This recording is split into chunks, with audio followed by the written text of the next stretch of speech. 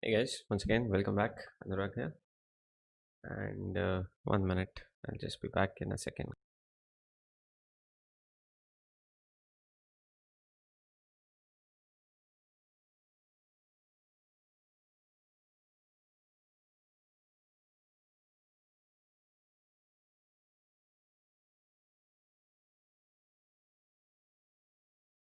Yeah, so let's get started with the middle game series.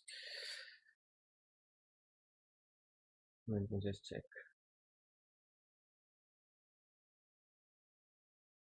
Yeah, I think things are good. And let's get started.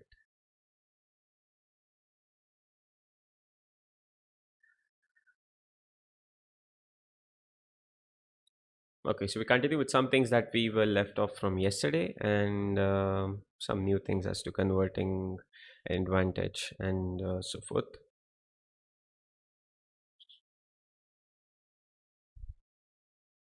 So here now it is Botvinnik's game. Like I'll show you in a moment later.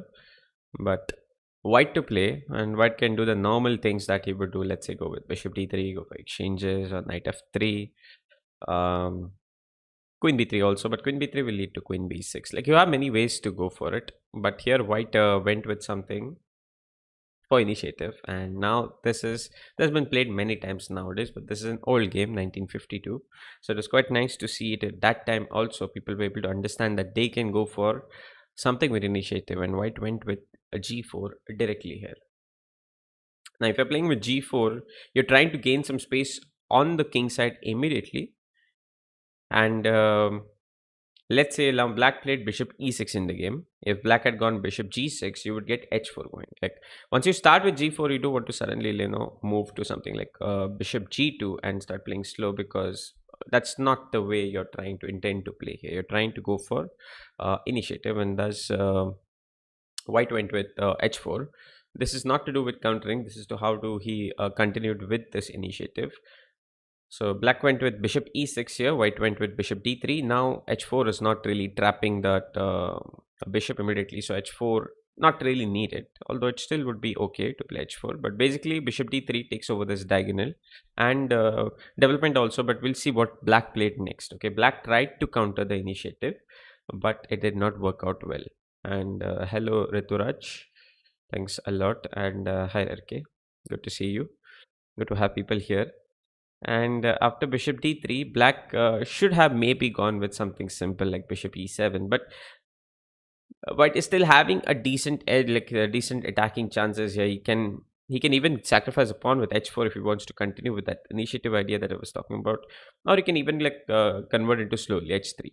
Now the main point is that once he gets the bishop out on d3, like sorry, bishop out on d3, he's getting this diagonal. So g4 basically forced this bishop on e6 into a worse square. The bishop on g6 would be much better. He prevented exchange of pieces, and the next plan could be like playing knight g2, moving the bishop back, going for knight f4, and then putting further pressure here. Like you have a very nice position here to play with. The other idea could be knight g3, capitalize on that f5 square, and you're using g4 to your benefit here. Black instead tried to counter that initiative and went with g5 himself, blockading this pawn. And uh, like let's say he played bishop g3, and then he went with queen b6. So black is trying to counter this initiative with something active himself. After bishop g3, actually h5 would have been a decent move to break white structure, and after g into h5, follow it up with knight f6, attacking the h5 pawn. And I think white wouldn't be too happy to defend with bishop e2, because it just wastes too much time, and black can also do this and further later capture the h5 pawn. But structure is a little weak, and main important thing is when he goes with something like bishop e2, he's also blocking the entry point for his knight into the game. h3 is not possible. Everything is covered here. So the g4 pawn is doing an excellent job here, preventing all the activity that white has. But black went with queen b6, and white just defended with queen c2, furthermore attacking. But in the process, he sacrifices a pawn on g4. Now, why exactly he does that is because white wants to play with the initiative. He wants to do something fast, and he wants to play in the spirit of that initiative. If he wanted to not do that, b3 would be needed or rook b1 would be needed. Both moves, like rook b1 is not the ideal placement and doesn't match up with white's plan of trying to play for an initiative. B3 though is not something that you would want to play, weakening a knight like this and vulnerable to, maybe even here you're losing the pawn. Maybe here he gets queen a5, and furthermore attack, you might lose the pawn, or at least you're not having a very nice position. You're playing a little passive, but black has taken back the initiative. So to avoid that, white played queen c2, and after bishop g4. Now I'd like to take a small pause here and say hello to everybody. Hello. What does white do next here in this position? What do you think he does? Like, we have a pawn here up for grabs. Do we go ahead and capture that pawn, or shall we do something different?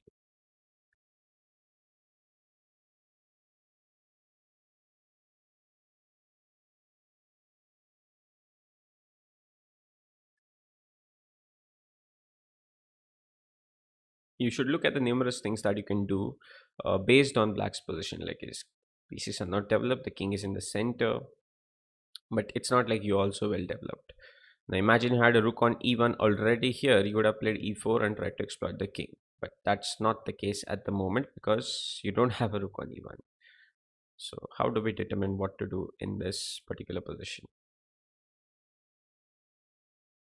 Any ideas, guys? Yeah, so somebody said h4. Yes, that is the way you'd want to play in the spirit of this line. If you want to open up on the king side with h4, and Nagavini, you say f3. Yeah, f3 is also actually possible here, but what was the idea of f3?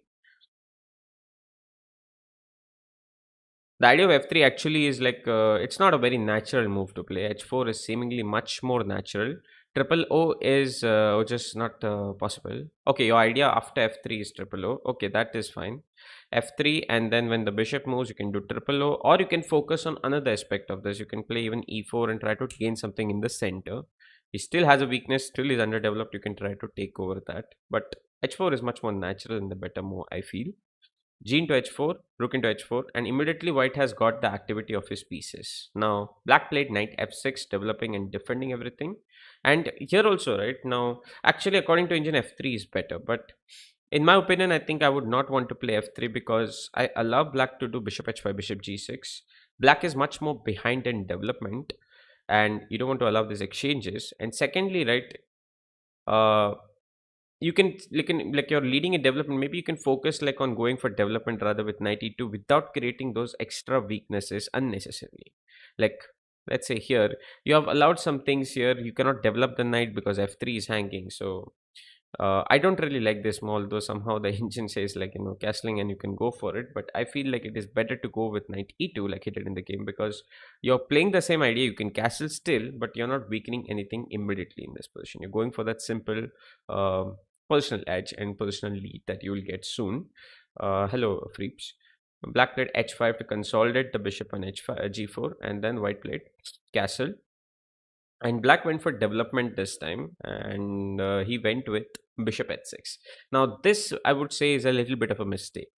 It would be excellent if white had already played f3. You could try to hit the weaknesses on e3, but here it doesn't really do that much. It doesn't really threaten anything. And the point is, if you see, bishop h6 is not like black is not planning to castle on this side of the board. There is one thing which black wants to do, is maybe play bishop g5 and threaten with h4. That was probably his idea, but it did not really work out too well. Like, we'll see. Let king b1, taking away all the pin, like any pin, so you can even keep the possibility of opening up with e4, bishop g5, and rook h2. So what are important factors here is that you're a pawn down, but you have to play with some initiative, play for some initiative, capitalize on things. Like, suppose I castle here. Can anybody tell me the possible move that they would want to play in this position? The king is a little weak, and some pattern should come to your mind immediately, like some simple tactical patterns, simple moves. Like, any ideas here, guys? After castle,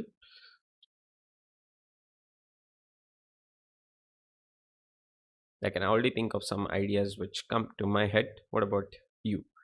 What do you think?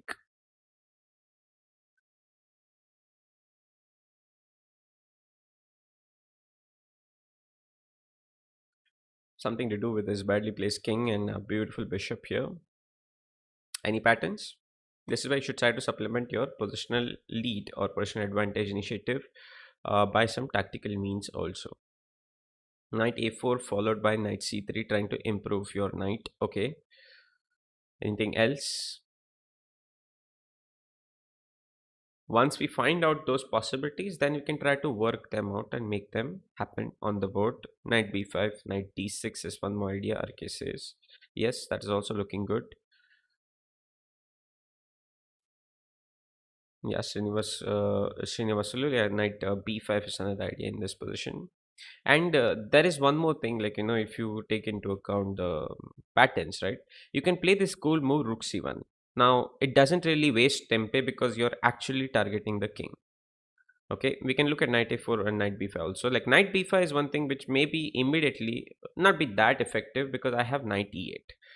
I have a defense here, and if you're not having anything immediately, then maybe knight b5 could have been delayed. Like now he'll play a6 and maybe kick your knight away. Again, you'll have to come back. Then you can see whether you can benefit from such things. But then you're risking too much. You're losing an exchange. You're already materially pawn down. That is not what you want to unnecessarily do. You're looking for some tactical resources. But if there is something simpler, you can look for that too. And let's say I play knight here, and black plays something like h4. This is where your killer patterns, etc., will come into play. So, anybody can tell me what exactly you would do next in this position? And Gagan, you say bishop f5. See, unnecessarily, like bishop f5 would be okay if you had nothing better to do. Bishop f5 would be helping you a lot positionally. Then yes, but otherwise, I think here you have a lot of tactical possibilities, opportunities here that you can try to utilize. So, what can we do here in this position now? Basically, the king is like we have prepared quite a lot with rook c1, bishop g3, and I think you have to learn how to use those patterns also to your benefit. Along with, like, when you're countering leading initiative, when you're trying to play for initiative, these are the important factors. Along with positional, like small advantages that you get, you have to also use your tactics to your benefit. Classics mean the games of the olden games, or let's say classical players, or not classical players. Like it's called classics, but it's like players of the olden times because we are trying to learn from their mistakes. Modern is like players of the new generation, or let's say anything after 2000, I would consider to be modern. Anything in the last decade, like last decade, or let's say below before 1980s, that I would consider to be classical games. Where in the olden times, 1920s, and these the players were also strong players. They were strong. There were no rating to define that some time back, but these players were quite strong, and we were learning from that. We are trying to learn from their ideas so that we don't miss the same thing in our game. For example, in the olden times, classical games used to see that their defense mechanism or their way of defense was a little passive. In recent times, you have adapted and realized that okay, this slow play is not really working out too well, and maybe we can try to put out active defense. We can go a little bit faster because we know that if we start playing passively, it will not really work out. Where did we learn this? We learned them from the old players, like the olden games. So we learned their ideas and try to get the improvement in our games. Knight b5 followed by knight c7 and followed by queen c6. Yes, you're on the verge there. You're on the right path. Basically, like you're trying to use the patterns based on this file and the diagonals, and your knight also can do a supporting role. So one of the pattern here when the king is on c8 with the bishop on g3 is you can use both your bishops to your benefit, and the pattern that can follow is knight a5, sorry, knight a4, queen a5, and you said b4. Yeah, b4 also is quite interesting because you're sacrificing material to get something going here, but problem is bishop is under attack. It would have worked if he had moved something else, or it would have been a good sacrifice. Here it's unfortunately not working out, but after something like queen a5, we can move the bishop out of the way and open up that strong possibility. Still black is struggling, but now let's say his queen was on b4 here. Can anybody tell me what is the pattern that I'm looking for here? A simple tactic to warm you up.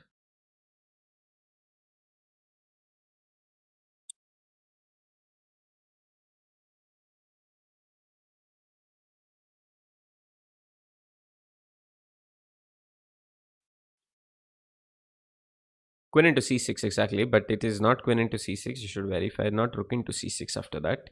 Queen into c6, b into c6, and bishop a6. So you see that this is the pattern that we're trying to use. He's completely dominated. The only move is queen b7, and then you just improve your move order, Ashish. Rook into c6, and that's a mate straight away.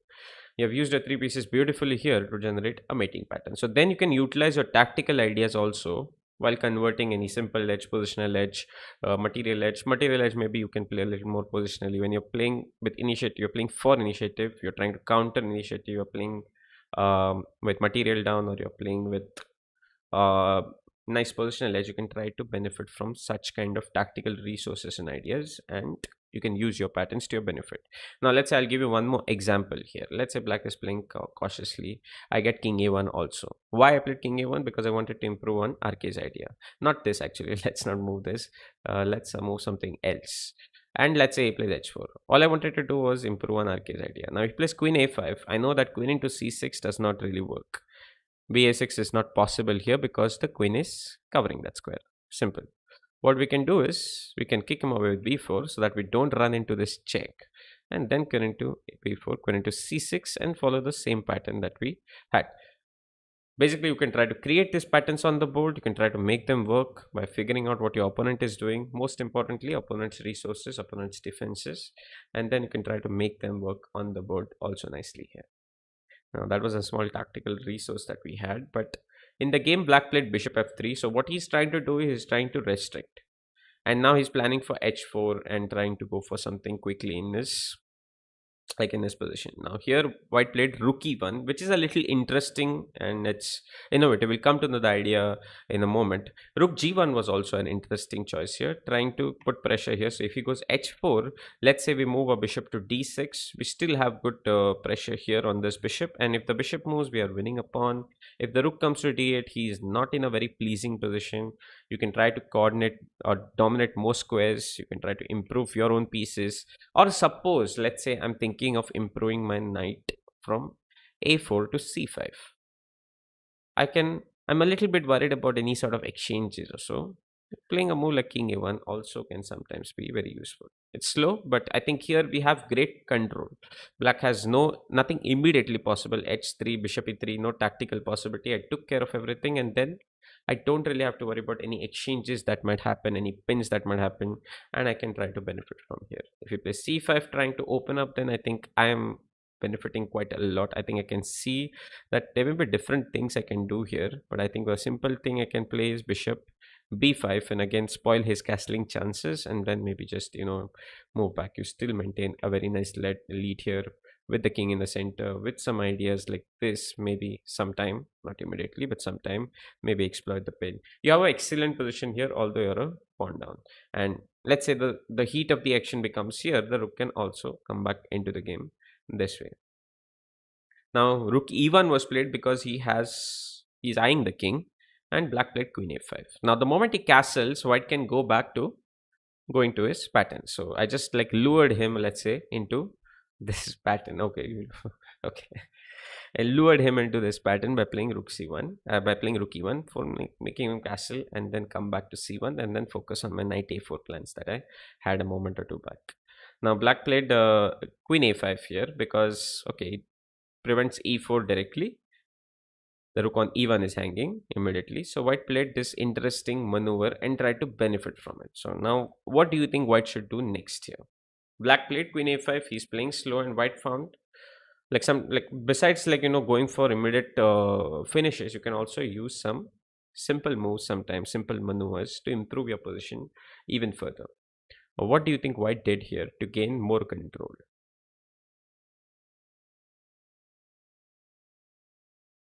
Let's say e4 is not possible, and maybe black has some idea of playing knight e4 also in this position.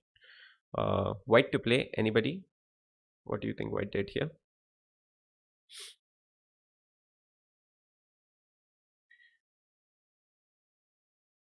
E4 is just now I told you e4 is not possible, right? Can you play e4? Like if you place d into e4, do you want to simply sacrifice d4 and then like that's unnecessary. Knight b1. You mean knight g1?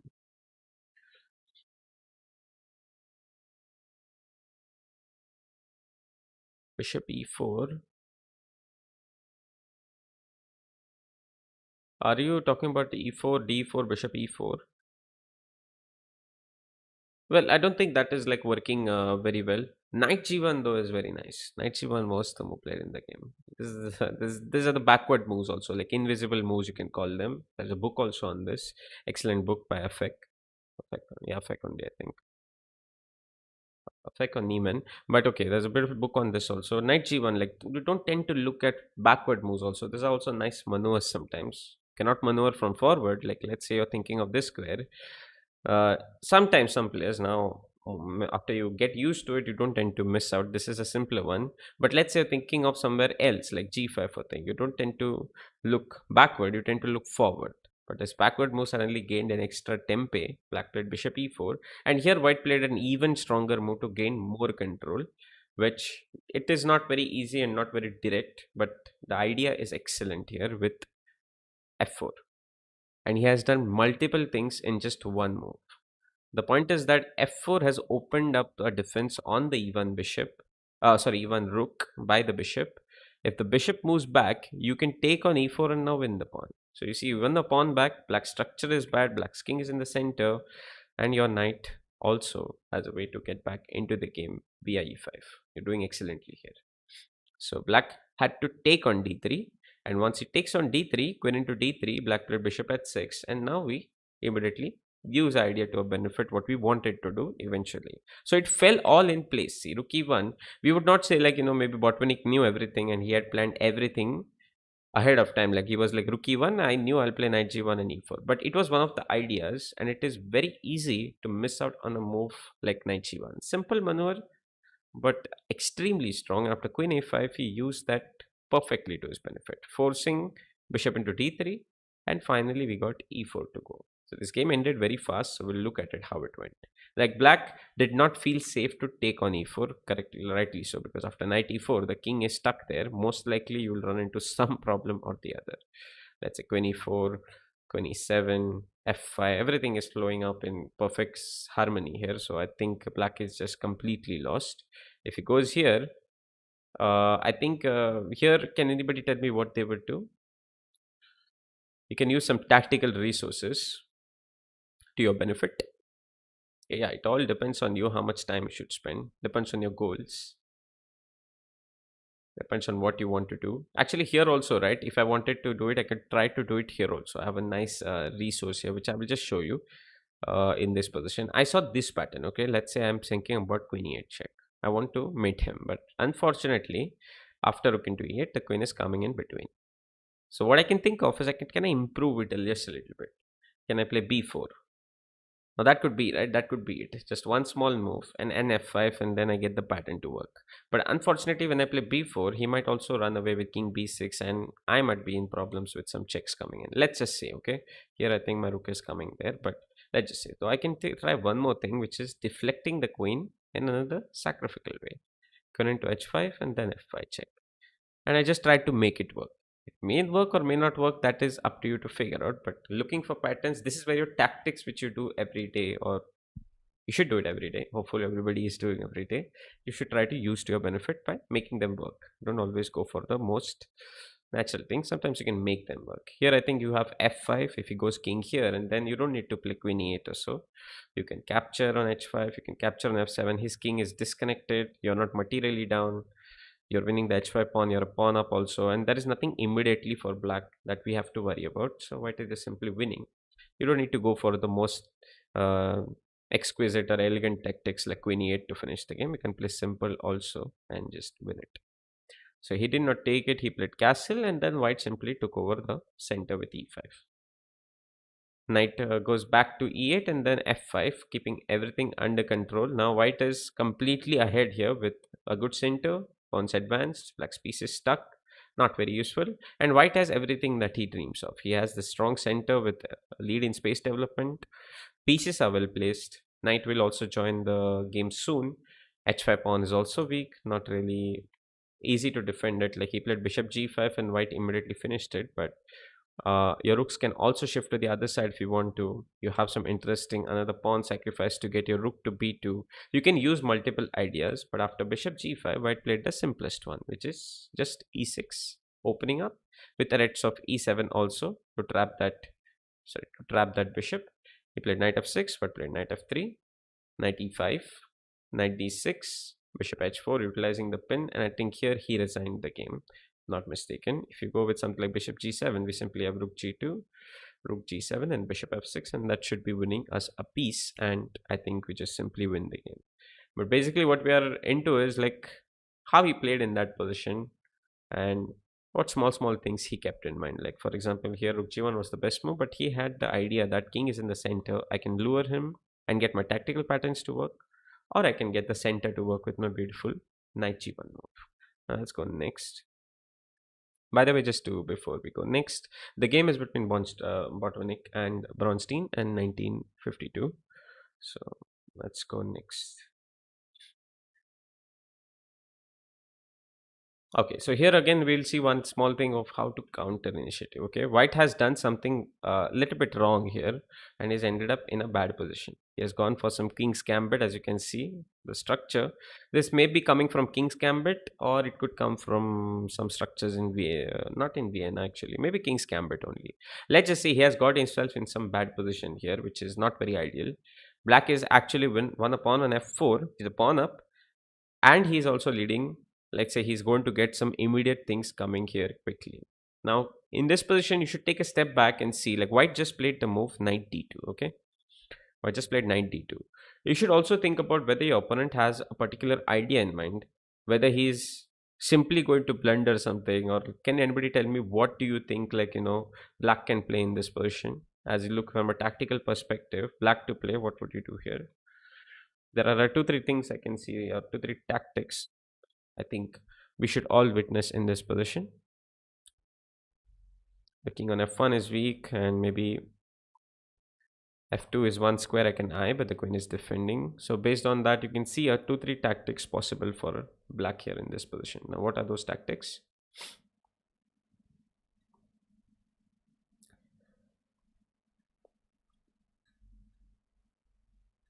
Uh, Depends on you also. Like, if you're already doing tactics quite a lot, you can read some books, try to work on positional things, and accordingly you can this. But I recommend, whenever I recommend people, like I recommend them to do one or two things max. Like, I don't recommend the approach where you do openings, middle games, and end games all in the same day. I recommend you to watch something or learn something, one topic or particular aspect of a game for a certain period of time. Let's say focusing for 1 week, it should be for that, and then you can go to other things. Tactics I would recommend to do every day, no matter what you're doing. Tactics should be the start, or tactics should be the end, or preferably the start to warm you up also, like we did one tactic in the initial phase. And then you can move on to this position. So tactic can be done daily every day, but tactics are there in every part. Like, it's there in opening, middle game, end game. So tactics can be done every day. Whereas let's say you're focusing on middle game, we're trying to do middle game improvement like we're doing here, then you can focus on entirely one part of the game. Don't like do middle game as well as opening as well as end game on the same day. Yeah, bishop g4 is one thing which people have said. Yes, correct. Bishop g4, deflecting the queen, targeting f2. That's the thing which is possible. Knight g3 is also possible, but then we should take into account which pieces are better placed. Yeah, like knight g3 is probably not the ideal move. It may be working, it may not be working. The queen can get trapped there, but that's not the main reason. My knight is much better placed here on e4. His rook is not coming in the game easily. By playing knight g3, I think White will be a little bit happy.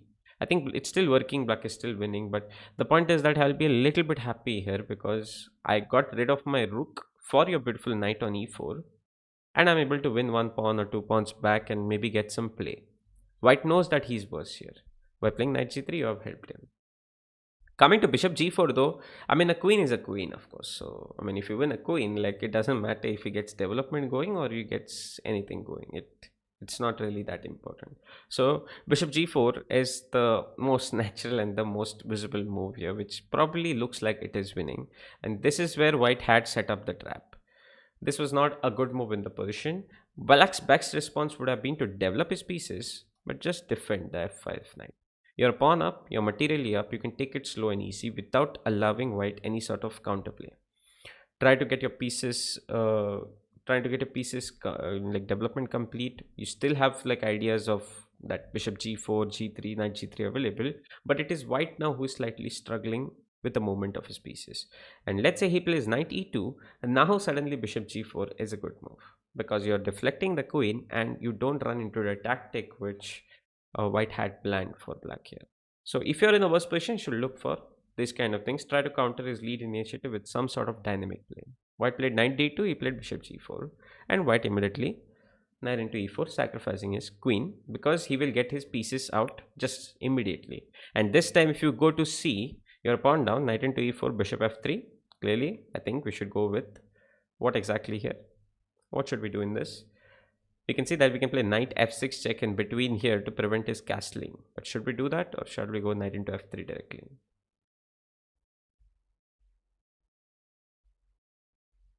You're not going to win material back immediately. Okay, here you're trying to get some play. You can do both, but I think both are almost similar. Knight f6 as well as knight into f3, both are doing the same job, spoiling the castling chance, and then you will capture knight into f3 eventually. But then you can take a step back because knight into f3 keeps some extra chances, whether you can win on g5, you can win a pawn. And if you see, if I win the pawn on g5 immediately here, guys, 1 minute. If you win the pawn immediately at on g5, then what happens is you're going for the pawn. You're having only knight and bishop for the queen. Like, let's say not this knight, not this bishop. Let's say this bishop and knight for the queen, which probably will never be enough. The queen will always dominate and be stronger. The important part is here there are a lot of pieces on the board. Black is slightly behind in development, and you're trying to capitalize on that. If you go for the pawn, he will just castle, he will play f6, and the more the openings, the more his rooks will come into the game, the queens will be active. And I have told you already what the queen does best. The queen is best at entry points. So what he can do simply is he can play queen g6, and suddenly he's looking at queen c2 as an entry point and a waypoint into your camp, and probably it will be difficult to hold it. One more reason is that you're also worried about h6 and your knight going towards the corner, which probably not a good idea. Maybe not h6, then maybe just bishop e7, developing as well as pushing your knight to the corner. Rook g8, rook getting activated on the open file. So this was probably not the best approach. Your pieces are still inside, and you're materially you're like a lot down. If you had 3 pieces, it would have been a different story. You have only 2. So you got to play in the spirit of that 2 pieces. Knight f6 check, keeping his king in the center, and king d8. And what is the best move for white here? Shouldn't be that difficult. You have to try to get something quickly. If you start developing, you will lose immediately because bishop e7 or bishop g7, and things will start falling apart. This pawn, not really important. When you're giving up material like this, it has to be something quick and fast. Otherwise, you will probably lose anyways. So what do you think white did in this position? He has a bishop and knight, yes. Yeah, he has 2 knights, yes, of course, but 2 knights on the board, 2 bishops on the board. Clearly, you don't want to double his pawns now. See, you have to understand where to double his pawns, where not to. You can't double his pawns and say, oh, I've doubled his pawns. You're going down. So probably keeping the pieces on the board will be more useful or needed.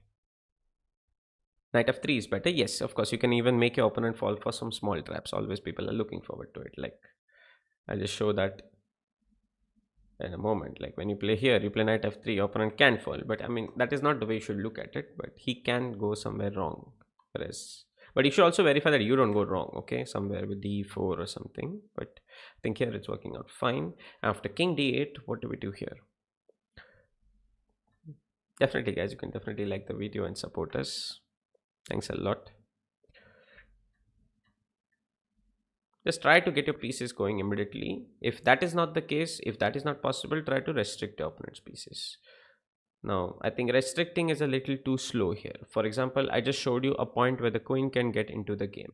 But that is not the only idea which white has, for which black has. I could try to get the queen into the game. So playing a move like bishop d3, restricting, seems like a wise choice here. But the problem is that that is not his only idea. His idea can be bishop e7 also. And we cannot stop all the ideas.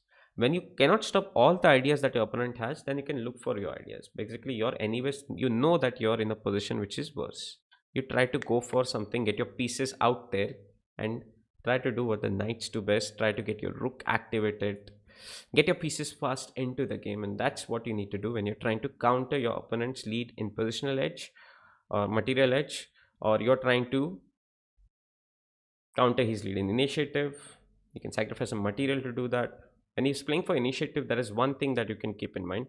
He will initially, when he starts his ideas, right, he will most likely be pushing pawns or putting his pieces, like his queen has come out to h4 in this game. So you can try to use that to benefit. The moment you start trying to capture his pawn back, that is the time when he castles and he's getting his all pieces aligned, and suddenly his queen on h4 is no longer a problem. So here I think people are saying e6.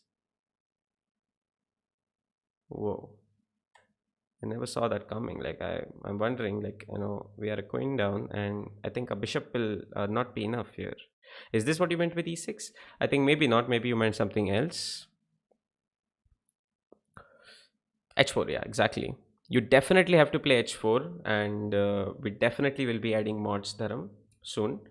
So h4 and try to open up the position immediately, and that's what you have to activate your rooks. You play gh4, and suddenly you play rook h4. Your queen is out on the game. But once you play h4, right? Next move you can play rook h4. You know what the queen does best with queen g6. What can you do? Now you can try to utilize, like if he plays bishop e7, you still have rook h4, still attacking the queen. This is where you can think of whether I can further restrict the mobility of black's pieces. Do I need to hurry into rook h4? I know my rook is coming out on the next move anyways. I know h3 is not possible. I know that he cannot defend that pawn on h4, and I know that his knight is not reaching g3 from c6 immediately. So maybe this queen now is getting a little bit vulnerable, and I can try to restrict it even further. It's just an option, guys, not that you need to always do this. But what is the move that white can play? Bishop d4. Yeah, bishop mods are people like mods are moderators on YouTube who, like, you can see that setting like some a toolkit behind besides Nandini's name, that is mod. So basically here you can play something like bishop d3. Yes, bishop e6 is not the move. Bishop d3, guys, notation. D here, that's why I've kept this on. D and 3. But okay, there's some like, this should come to you naturally over a period of time. And if you are lacking here also, right, these things, simple things, try to try to do some, like, there's an app also, I think, on Play Store, or I don't know, there's some apps to do this, to benefit from this. I'm sure that you understand the plan is more important. As long as you don't say that, okay, I will queen and I will win, that is good enough. I don't think nobody is thinking of queening the pawns here. As long as that is not happening, I think we are good. Bishop d3 restricting the queen from coming into the game. We are queen c2, and now rook h4. The queen is dominated here and it will keep going behind, and that is what we try to exploit. Now when he goes here, I play bishop f4. Although I just have bishop and knight, his king is in the center, and now factors like considering the rooks are not connected, king is in the center, queen is not doing what he's doing best, and he's not really even benefiting from things like this, because can't even capture. You're getting bishop g5, and you're completely completely winning the queen here. And if he goes with something like rook g8, then you should take a step back. He has not blundered, so you should just take this simple move or something which will get you more than enough, or enough also, like, like, I think there are 2-3 ways you can continue in this position. There is a much better move, and then there is a simple easy move also. Like, can anybody tell me what they could do in this position after rook g8? Like, the point is that the knight is attacking here, but the bishop is also pinning our rook. Our rook is much better than his rook, so we don't want to exchange that material. White to play. Yes, rook g4 is one thing. Very good. What else? You should also see what he has opened up. Okay, like, suppose I think like, okay, nothing much has changed, right? I can play g3. No, he will play bishop f6, and then he has taken care of bishop g5 also. You should try to verify that. Try not to miss it. Automatically will improve. Rook g4 is one thing I can see. Rook at 7 is a blunder because of queen into g2. It's time to resign. So I have to play either, sorry, rook g4 is one move, and there is an even better move which restricts your opponent's pieces, taking advantage of his king on d8 and not allowing this rook to come back, which is bishop g5, just completely shutting him down here. You have opened up knight g8, you have opened up rook at 7, and he cannot take on f6. So he's completely lost here, just losing. Like, if he goes here, let's say, you can even do this. Oh, this is even beautiful because he will be like you always worried, right? 97 and some checks. At least I have a draw. Comes back, nothing changed. Rook at 7, twin trap. Straight away you're winning the game. Now you're like even becoming a piece up soon, and the king is in the center. Even if you don't win the king, even if you don't win the queen, you should see where the queen will head in the next 2 3 moves. Whether it's having an entry point, where the queen is doing what it does best, whether the rook is doing what it does best, whether the knight is actually useful. Not really. All black's pieces are just struggling here. All of his pieces. This rook is on the open file, and maybe he will even just give it away for the g5 bishop. But let's just say I just play this cool bishop f4, okay, just for the sake of showing it. Even now, he cannot really do what his pieces can do best after this, even after exchanging. Queen cannot go anywhere on this diagonal. Queen goes here, I just play rook e1 and I do what my pieces are doing best. So we can say that his rook on a8 is dead, queen on f8 not useful, knight on c6 not doing anything. White is definitely much better here because even though you're not having enough material, not always is material important, sometimes even placement of pieces. One small change in placement would have made a big difference. This rook on e8, maybe it would have been slightly different. Maybe this king on b8 and rook on d8, it would have been a completely different situation. It would have been a totally, completely like the rook is in the game now. It would have been a different situation. And things like, trying to activate the rook from the other side. I mean, we are also doing something. We are not like going to sit down here. So we are also going to get our pieces going. Bishop at 6, queen trap. So probably he doesn't really have enough time to do such things also. Bishop at 6 is queen traps. Oh no, bishop at 6 is not a queen trap actually. He has queen d6 coming. So maybe I can go knight g5, right? I think we should be winning here. Winning the f7 pawn, and we should be probably dominating this vulnerable king here, unfortunately on d8, and we are winning. So, and one more thing here, let's say after rook g4, right guys, like you're giving away the exchange though, queen into g4, knight g4, rook g4, but it's not that bad. Although we are just an exchange down, let's say, and his structure, our bishops, king still vulnerable, cannot really connect the rooks immediately, will take some time. Rook coming to h1, you have good play here, so I would say, like, in still in this position, black is struggling a little bit. He's not definitely not better here. Now let's see what happened in the game. He played bishop e7 and sacrificed the pawn. White definitely took with the knight because he cannot take with the rook. So this is a good move by black. Like if you're struggling with gh4, if too many pieces are coming at one time, you can sacrifice some material because finally it's a queen, and give some material away so that you can get some play going. Actually, this move would have been even better. Like I said, that's why we should take care of, like, take note of these ideas. If black plays correctly all the moves like an engine, then he will definitely win this game, of course.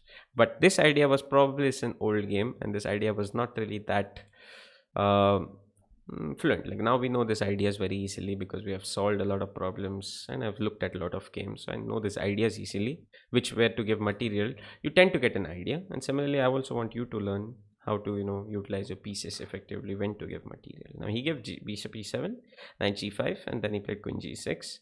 But this time what has happened is white got some material. Now he cannot do anything further with bishop d3, cannot mobilize, so he goes capturing the pawns. But he has done one important thing, which is still the king and rook. They're not really connected, not in the appropriate positions. They want to be badly interchanged. A8 king, rook d8. But it's not going to happen, and we are not going to allow that. Black captured g5, exchanging, and finally utilized queen on c2. That idea I was talking about, right? He did it just a moment or two later. So white got his defenses in order, and he held everything together with bishop e2. Not the best thing you want to do. You don't want to hold, you want to go for play. But I think here it's safe to say that, okay, you're having only bishop, but this time you have two bishops on the board. That's the first important change.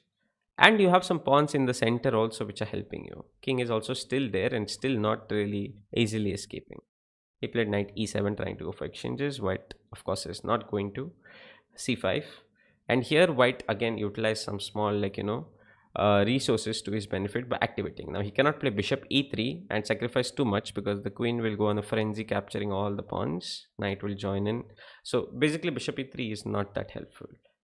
You cannot really activate the bishop immediately. You don't want to do a4 and create weaknesses. What is the move that white look for in this position? Can anybody tell me? Improving your own pieces.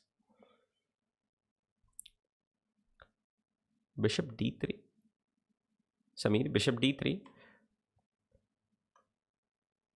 We're attacking the queen, not the rook, Samir. Like he will go diagonally and then he will finish us like here again. Again on a frenzy here. King f2. Yes, very good. King f2 also would be possible here, guys. King f2 would be possible. Rook h6. I'm getting more ideas, but rook h6 is good, but not the best because you have to see what your opponent is doing, right? I just highlighted the different things. So if you play rook h6, you will run to knight f5.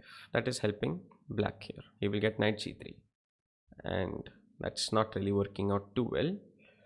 King f2, right, would be good. King f2 would not be that bad, but one thing is like maybe you could use your bishop to your benefit somewhere. But the moment you put it in a pin like this, you will not be able to. So white just found your same idea, but just bettered it just by a tad, just a little bit.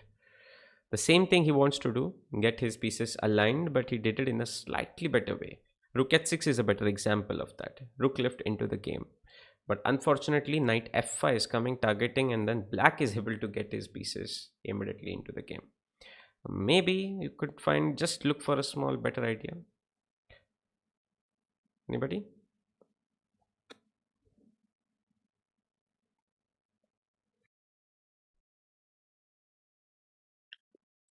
Knight d3 is. Knight d3 looks like it is trying too hard to trap the queen. I don't see the like it getting trapped here, guys. What is that plan? Knight e1, the queen is escaping. Queen is escaping. What is the plan? Knight d3 seems like a mistake, and same goes for bishop d3. You're losing too many squares. Yeah, rook h3. Like I was focusing on that rook left. You're trying to get that rook into the game. G6 is G6. What is the point of G6 here? G6 is not something that I would play ever because I think I know what rooks do best, and I don't think I'm very comfortable allowing like this. This looks more of an engine move. It is not something that I would I would play. I mean, I'm just simply allowing his rooks to come into the game. I don't really understand the benefit of playing G6 here. So maybe you get knight e6, but I don't think like I mean that is my priority. My priority is like get my pieces in order. I don't think I like my pieces here. And the moment his rooks come into the game, then I'm like vulnerable to so many different tactics, and I know I will not be able to play perfectly here. So g6 I don't think is, if it's working, I don't know if it's working, but if it's working, then it will not really do. Same goes for e6. Does the same thing. You're helping black open up. Like he wouldn't shy away from capturing. Maybe you have some good plan and ideas, but still, I don't think it is worth it. Even rook f8 directly, suddenly his pieces are back in. You don't want to do that. His pieces are restricted. That is what we capitalize on. Rook h3 and rook left into the game via d3. And this is where black also fell for a small this, and immediately the game was over in just a few moves because black forgot something. But black could have tried for more exchanges with knight g6, and black will be looking. See, if I was black here, I will be looking for like h6. I will try to do something quickly here. This is called active counterplay, trying to get my rook. I know that rook is going to lift here, right? Let me create an opening here. Finally, what is the case? You're a queen up. You're finally a queen for two pieces, which is queen for two bishops here. That's not very easy to play against because two bishops are very powerful. Thanks a lot, Ensemo. Great to see you here. It's a lot powerful, and I want to just create something on the board. So h6 is one thing which I would think of immediately. Now black just went ahead and captured and did exactly what white wanted him. Like his king is vulnerable here, and he missed out on something very simple and silly. C into d4 is a blunder which immediately costs him the game. This is exactly the thing which you don't want to do. You want to get your pieces aligned. This is a good move. This is a good move. H6 is an interesting move here. You try to get something open up and try to utilize. King c7 also may be okay unless it runs into some problem here for the queen, but it's also okay. You try to do this, but black was a little bit careless and he played c into d4. Now it's your time to find out what he missed out on. White to play. How would you continue here?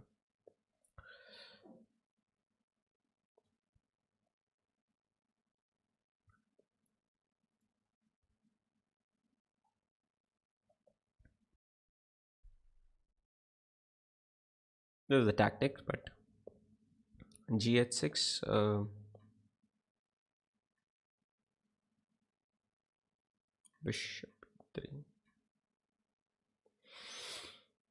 No, I did not get your knight f4 or bishop e3. Like I didn't get your idea exactly, but Nagavani, I didn't get your idea. Rook d3, but I can move my king, right? King c7 I can play. What will you do for king c7? Maybe I can even try knight f5 for that, right? Rook d3, knight f5. I will defend the pawn and maybe utilize some tactical resources with knight g3 on the board here. If you play rook d3, like I was thinking of knight f5, utilize some tactical resources on the board here. What do you think?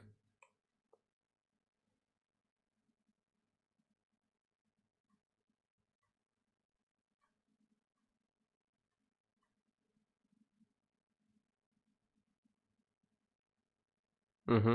I'm seeing some responses like b3. Okay, you're trying to trap the queen here, is it? But you have to not forget that, black was careless. He's not going to be careless the moment he sees b3 here. He will be on the way. He will be outside. He'll be like, okay, it's time. It's time to run. Yes, exactly. And this is the thing that he completely missed out. Rook d3 was the move. It's a very strong move. And unfortunately, black can't even escape. I don't know what he missed out on. Maybe he missed out on the next move, which is again like an invisible move I was telling you about, right? Bishop d1. The queen is suddenly trapped here on d1 and used the pieces effectively. This wouldn't have been possible if the king was on f2 in the pin. You could not be able to utilize your um bishop because of the pin. And basically black's problem is he can't even run away. Like if he tries to, that's the only way. Rook into d4 also unfortunately coming in a check. So basically this is a pattern here which was nicely formulated by white. And that time again, like it's an old game, so probably they did not see all these patterns at that time, probably did not have resources like this. Nowadays we have everything, so people are very easily finding bishop d1 in the game. Also you have to find that, you have to create those possibilities. And rook h3, bishop rook d3, and suddenly the queen is basically gone, like by force. There is nothing that he can do which can stop it. He can play knight e3, you can take bishop e3. See, now we have what, three pieces for the queen. That's probably going to be stronger, especially if you're still having rooks. You still have pawns, like extra pawns. You have the bishop, the king is vulnerable. The three pieces always will be much stronger here. As we go towards the end game, the queen can easily hold because it gets more room to breathe and it can just, queen what it does best. So then maybe the queen can easily hold, but the more, let's say, a single pawn also on the board can make a big difference for this three pieces. And if it's the combo of like three pieces with two bishops, right? Like 95% of the times it will be stronger than the queen. If it is the knight, two knights and a bishop combo, then it will not be as strong as two bishops. It's just like maybe 70%, 60%. But with the bishops, right, it's just too much to handle for the queen, along with the support of the tactical knight and the bishops controlling long diagonals. Just too much control of squares. Like you can count it also. Like if you see all these pieces, you can see how many squares they're controlling on an open board. Do this exercise so I can do it for you sometime when we do the end game. Like look at how many pieces or squares each piece controls from any possible central location and count which one controls the most. You will get an idea as to why two bishops can be really devastating. So that was the idea, and the game was basically over. Black played king d7, bishop d1, queen d3, knight d3, and now we have two bishops for the rook. Like it is a problem for the queen for two bishops. It's too hot for the queen to handle two bishops, and now it's one rook handling two bishops. That's most likely going to be lost. Like most likely, unless like some really, you'll have to place the rooks on really good squares, and like it is a completely different. Like two knights would be different. Bishop and knight also, it's possible for the rook to do some good counterplay. With the two bishops, it's just too much. Like the bishops are just too strong. They will always be tactically also good, positionally also taking control of all squares and all these tactical possibilities. And the moment you see this, guys, again, we have seen the same kind of pattern available. You can try to make it work however you can. Like in this position, it's very simple that once you move the knight, bishop a6 is pretty strong here. So can anybody tell me which move you will play as white here? Support your positional edges with tactical ideas also. And engine plays, it's a draw with empty board. Like engine plays in this position also, he would lose. On an empty board, meaning, sorry guys, empty board meaning no pawns, bishop and bishop against with knight against queen. Yeah, but um,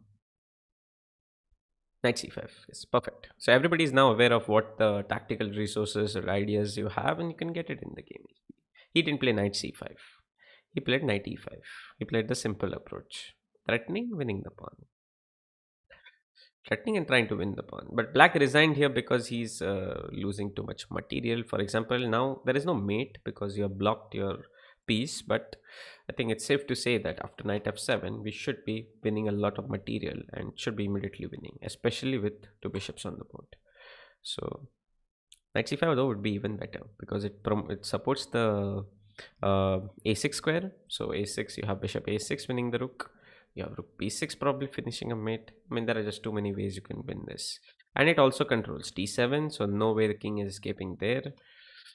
And keeps the diagonal also open. So we have a nice picturesque finish here with bishop a6. Three pieces to the rescue. And we have a beautiful mate for this king on c8. This rook unfortunately never was able to come to the game, come to the party. He never was able to do it, unfortunately. Anyways, let's move on to the next one. I think the game also, I will just quickly show you. I think the game is between Spellman. Yes, so this is the game between Spellman. Let me just show you. Yeah. Hmm. What happened to my window capture? Let me just fix it.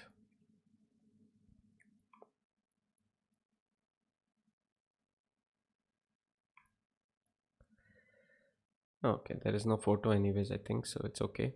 But this is the game between Spellman and Mola Jorgen in 1920. So almost like 100 years back, guys. What a sight. What a sight. I mean, it's more than 100 years back, actually. If you go to see, you can see the date. It's August and we are in September. So more than 100 years back. More than a decade. Okay, so century, more than a century old. I was going to say decade there. But okay. Now let's move on to the next game here, and I will just show you one game of my own. Just one game of my own which I won. Okay, by playing against Initiative, and this was in 2017 in San Sebastian, and I went on to win this tournament also after this, but not after this game. But let's see the game. Okay, e4, e5, knight c3, and the four knights. So funny part is that we both were actually roommates in that tournament. So we were like I think it was also like the same day. So like we had two rounds that day, and it was like we were playing this in the evening. So I didn't have much time to prepare, but he had something prepared for the game, because later he told me that he had indeed something prepared. So I was on my own. Definitely I knew how to play this. Bishop d6 was the line I chose, because normally bishop b4 is the main move here. It's four knights, symmetrical four knights with bishop b4, but I chose the bishop d6 idea. And he played d3. I played h6, so I don't want to allow any bishop g5 and knight d5 intricacies here. Hello Shay. And he played this interesting, like, move a3. So a3 was played in the game. Now at first I was just not like, it did not strike me immediately, and was playing pretty fast. Like I knew one of the ideas of a3 in the position, but it did not strike to me immediately. I thought maybe a6 bishop c4, like let's say he castles and I play a6. He sometimes runs into knight a5 and he loses the bishop immediately. For example, bishop d5 c6, knight into b3.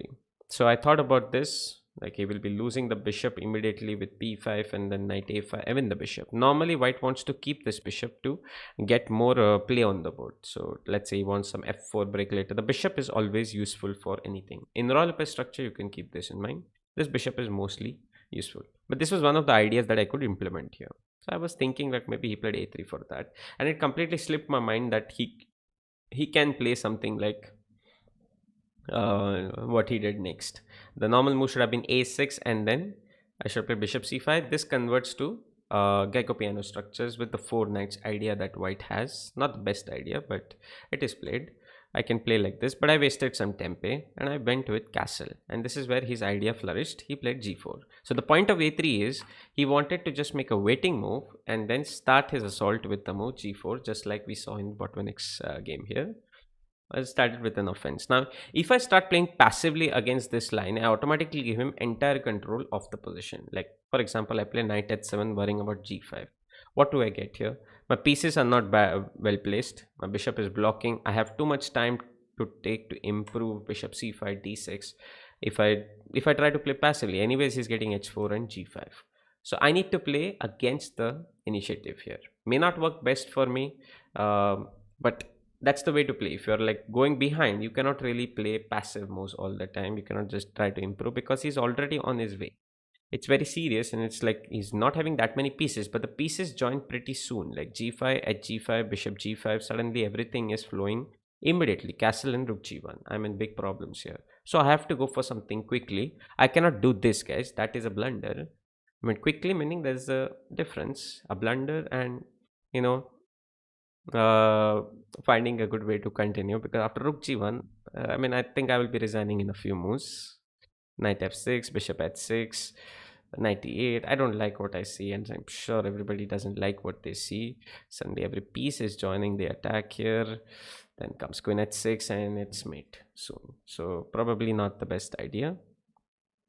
And then went even knight d4. Now my plan is that if it takes, either I take his bishop, I take his knight for something with g5, or at least I will open up my bishop immediately on the board, and I'm getting something on the board here. And that's what I have to go for. I have to go for something quickly and fast, and I have to counter his initiative with something by myself.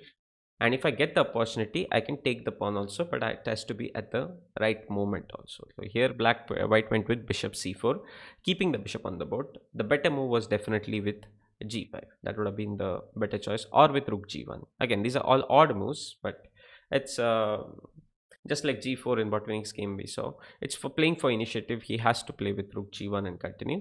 It took a little bit of a relaxment here. Maybe knight d4 was new to him, or maybe there was something like he did not remember. He played bishop c4 and allowed knight into g4. So this time is the right time to take it, because I'm able to supplement my capture with some immediate ideas. For example, knight d4, ed4 is one thing I can do. Second thing, queen h4, attacking f2, and I have a mate threat here, and next I can capture on d4. Suddenly my pieces are much more fluent. His king is there in the center, and I'm able to counter his initiative effectively. He played rook g1, and now can anybody tell me which move I would play as black here? I have some options here, but what would he do as black?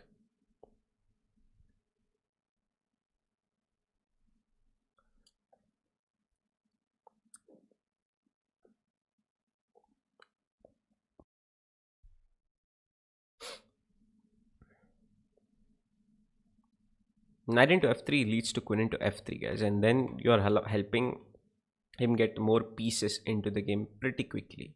I think that will be like, a pretty quick loss for me if you play knight into f3 in this position. So there are two moves you'll be looking at. One is h5, and the other is queen f6. Yes, queen f6 is the strongest move in the position, and h5. See, sometimes moves like h5 will be also useful. You can just defend it, initiate h3, and then play something like queen f6. The idea stays the same. Sometimes this will be useful, sometimes that will be useful, but the problem here is I don't think it is helping us in any possible way, a move like h5, because you're weakening squares. Hg4 is anyways coming, and knight d5 coming. Like, you're not helping yourself in any possible good way. Like, suppose I play rook g3, he's still having the attack on g4. If I take, I will just lose the piece on g4. So it's not really helping me. I'm not going to take my piece back and try to play passively here, because I know I've given him complete control. Once I give him control, his pieces are flowing effectively there. Bishop g5 or knight d4, knight d5. I cannot play slow here. I have to be in the spirit of that game. Like, I have to play a little bit faster, and my threat should be immediate. So I went with queen f6. Scandinavian, I don't play Scandinavian myself, so, but we'll see. We can try something, give you some ideas, of course. I mean, I wouldn't mind giving you ideas. I know ideas in openings like that, every opening. But we'll see that in the later stage of the opening. Maybe we might do an end game series before that, after the middle game series, and we'll be pushing out videos regularly, guys. So don't worry. Like if there is any idea in something, we might definitely do it. Queen f6 is played by me, putting pressure on the f3 knight. This time if he goes rook g4. Now I have again two choices, and what do you think I would have chosen in the game? I would have to calculate, of course. You have knight f3 as well working, as well as queen f3. And sometimes I would choose one over the other, and I will show you this example in the later part of the game also, like how I would make these decisions, why I make some decisions. Yes, yes, yes. In the opening, yes. Berlin Immortal, actually, like, see, if you ask me names like that, right, I don't really know names very easily, but if I see the position, I will know it. Queen f3 is trying to go into the end game and hold it. Now, in this position, I can see that. I think it's very easy to decide that I can easily play knight into f3 here. And that's the reason why I would do knight into f3. But sometimes it's better to play queen into f3 because it's much easier to play the end game. Like if you're going into the end game, like you're nullifying the attack and you're able to hold in the end game, then you can go for that idea. But I think here we're losing the h6 pawn. That's one drawback. And the second drawback is that knight f3 is just way 10 times better here. So that's the second drawback. Like knight f3 is simple to understand. He cannot go here, knight h to 4. And he comes here, I can easily come back also, right? I can come back. So maybe I can decide on going for the exchange a move or two later. I can do it right here also. Like I can improve my idea also. I can maybe change a few things. I can take care of a few things. I can take care of the advancements of this knight towards d5 without, being too desperate for the queen exchange. So it's very easy to decide that knight f3 allows me the chance to go with queen f3 anyways. I can go here also if I really need it. Or I can choose something else. I can choose something else like this. Or if I feel like, oh no, this is like, and I'm winning the tournament anyways, I have a draw is enough, I'll go perpetual. Let's go. That is what I have an option here. With queen f3, I will miss out on all those ideas. Anyways, in the game, he did not do this. Sorry, in the game, he went with this. He went with king e2. I played c6 here immediately. Again, I did not play knight d4, which probably would have been slightly better to play knight d4 first. But I played c6 because I feel like I can do knight d4 anyways a moment later. He played rook g3 to drive that, and then I played knight d4. His better move should have been bishop e3. Again, these are not very easy ideas to understand.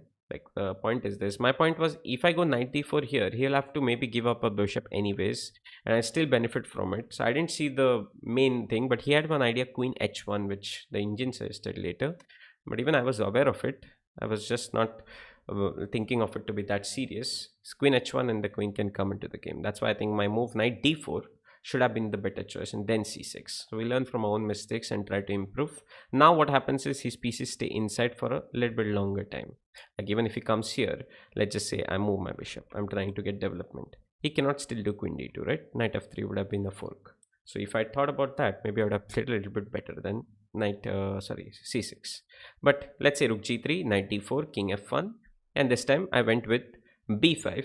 Now there was not a particular need to go with b5 in this position, but my idea was that if I wanted to put my bishop out, instead of putting it passively, I wanted to keep it active, get something like d5 something going, and my bishop is out of the zone here. I was just a little bit tad worried that he might get something like knight a4 kicking my bishop, get c3. I was a little bit concerned about that, and thus I just added b5 in there. Not a harm and not really helping either, but bishop c5.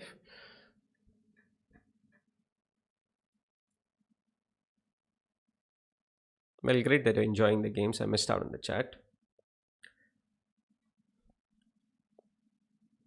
Yeah, taking the h2 pawn, like, see, I don't want to open up too much unnecessarily and go for like risky things there. Like taking the h2 pawn there. I'm a pawn up, right? I'm trying to keep it simple, not like go for aggression. We are not going to be playing like engines. Like, sorry, here.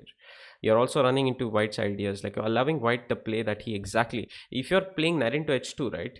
You're trapping your own knight after rook g3. First drawback. Second drawback, even if your knight is coming out, this is what exactly white wants. Like somebody had said queen f3 exchanging the queens. Why am I trying to do that? Because one pawn is enough for me to win, isn't it? I don't need 10 pawns to like exactly win. Not like if I had two pawns would be enough. I don't need to risk so much and go for the 5 pawns or extra piece like unnecessarily with like you're risking mate ideas here by allowing his pieces to immediately flow in. So probably not a good idea to capture pawns unnecessarily. Maybe you can take a step back and just control your opponent's, ideas. Knight is coming here. Let's stop it right there in its tracks on c3.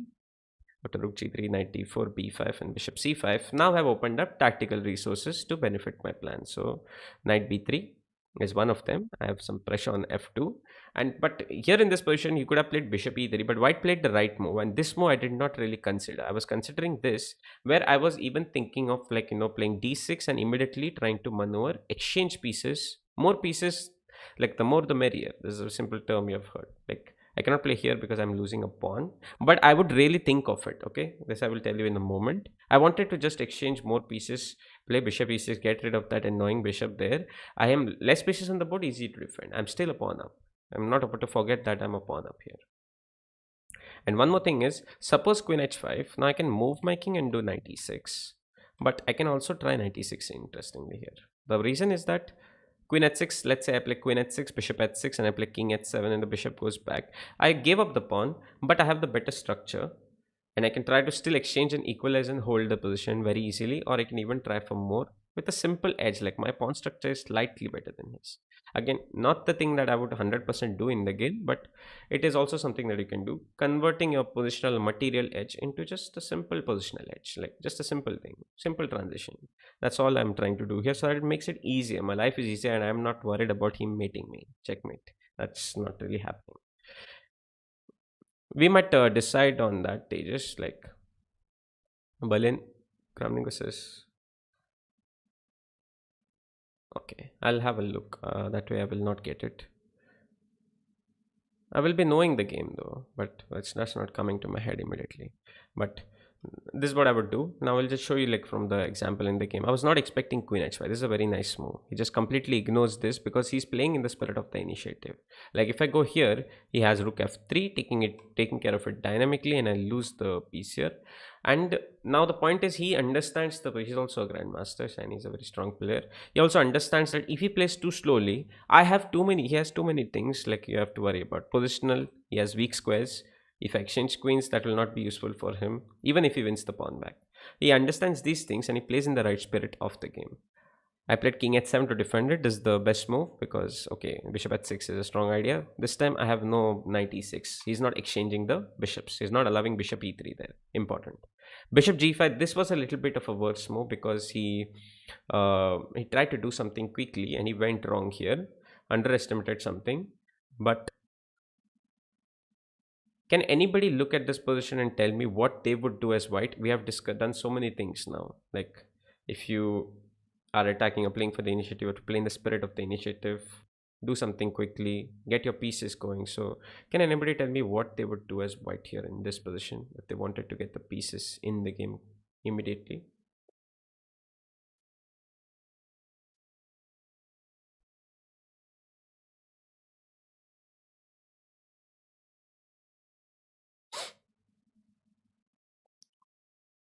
Bishop g5 is what he did in the game, Vishnu. He did bishop g5 in the game. That did not work out well.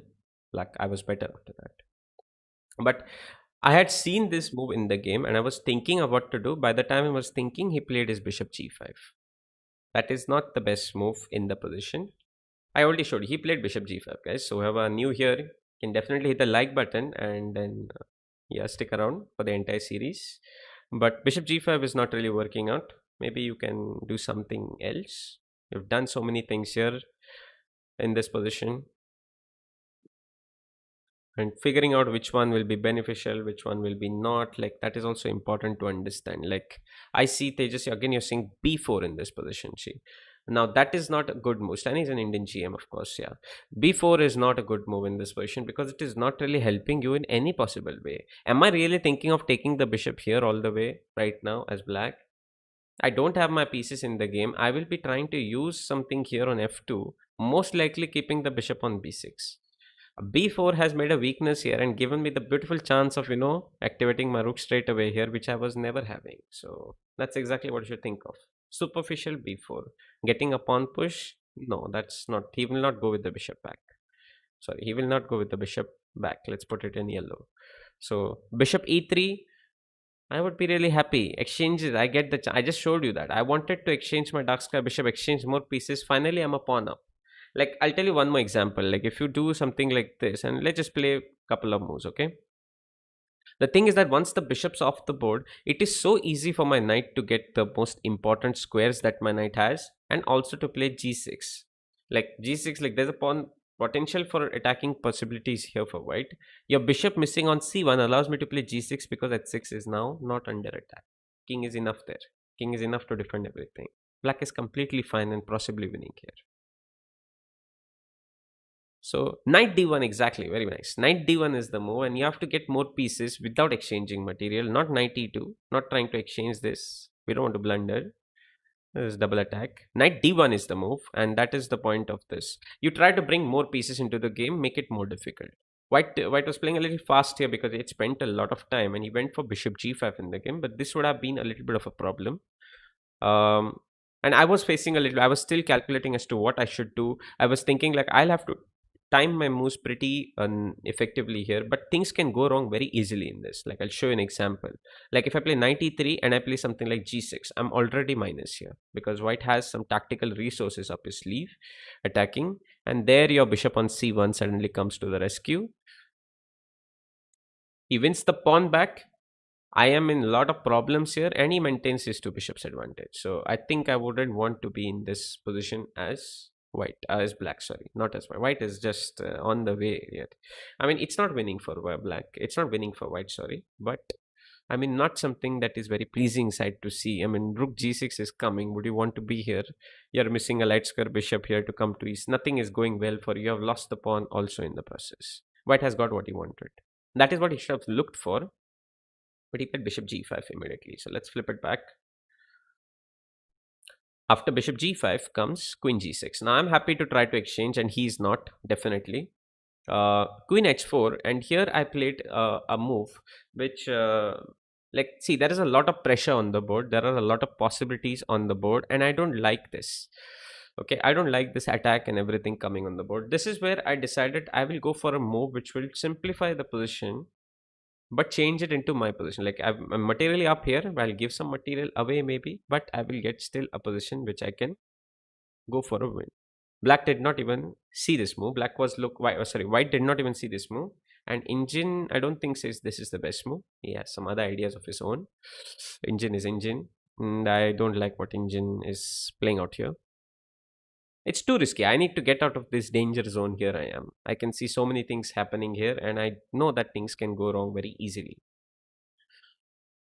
So, can anybody guess what move I played as black straight away here in this position?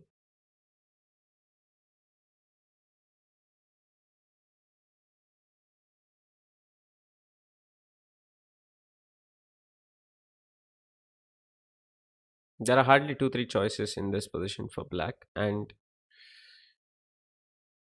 yeah, d5 is one of them. f6 is not the best. f6 is exactly where you will lose, and you should use your tactical patterns to figure out what to do after f6. White is immediately winning here. What is the tactical pattern? I just showed you so many positions, and they are all somehow getting correlated to each other. You know what the bishops and the queens can do best. Can anybody tell me what is the problem with this move f6? Yeah, I think people in the chat have said knight f3. We'll come back to that. But what about f6? Can anybody tell me? Let me flip the board. Oh, shoot. Yeah, can you flip? Can you tell me what white should do here in this position? It's white to play, guys, after f6, okay? Sorry. f6, knight f3, will come back to that, but f6.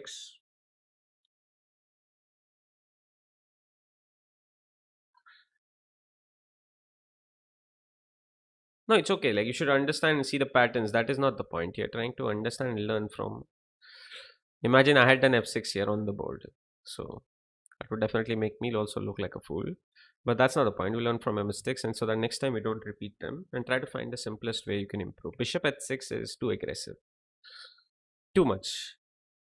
Free piece. Maybe it works out. I don't think it does, but I don't think I see anything here after queen at 6.